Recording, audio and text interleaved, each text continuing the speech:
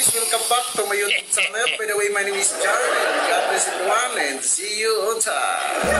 Bago ka pa lang sa aking YouTube channel, don't forget to subscribe, like, and share at pakiclick na din sa notification bell para lagi kang updated sa aking mga video.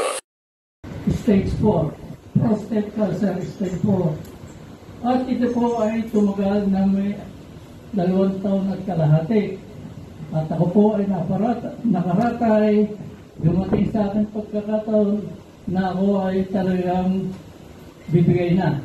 Wala na, hindi ko na iniisip ko ano pa, nakahanda na ako. Sapagkat dumating ang pagkakataon na ako ay namayat, hindi na makakain, suka ng suka, tubig lang ang ininom. At sa biyaya ng Diyos, dumating sa bahay ang aking pamangkin si Pastor Art. At may dala siyang Fulgen placenta. At sabi niya sa akin, subukan ko raw inumin ito. So, sa loob ng 2 taon at kalahati na turukan, buwan-buwan tinuturukan ako. At doon sa turok na yon, ay umabot pa sa yung level ng aking prostate gland ay umabot sa 277 na ang value lamang, tunay na value ay 4 lamang. At sa loob na ng 2 taon at kalahati, yun ang nangyayari sa akin. Kaya dumanas ako, nagtatakot-takot na pera, malaki, nawala rin yung aking katawan, yung kalusugan ko ay bumaksak. Hindi ako ganito. Alam ng nakatawag sa akin na ako ay mataba, malakas, subalit nangyari yung mga bagay na yun. Nang dahil na sa unay sa Diyos at yung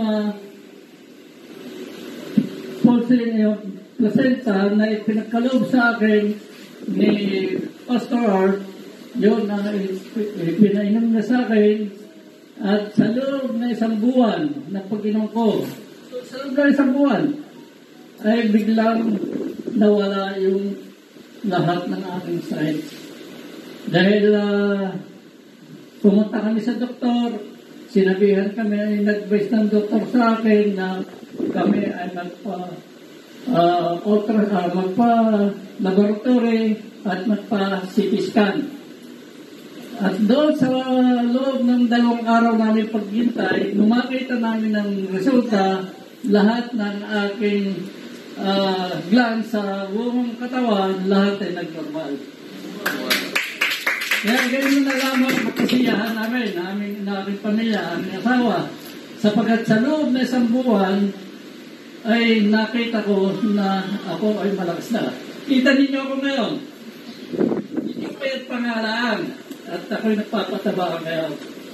Dito lamang nga, kada lang, April lamang, March. At ito, dahil sa Fulgen placenta at unay Diyos, pagdalawa ay ang kasangkapong ginamit ng Panginoon. Kaya ako'y nagpapasalamat at sa awa ng Diyos, ito ako, para kong ngayon.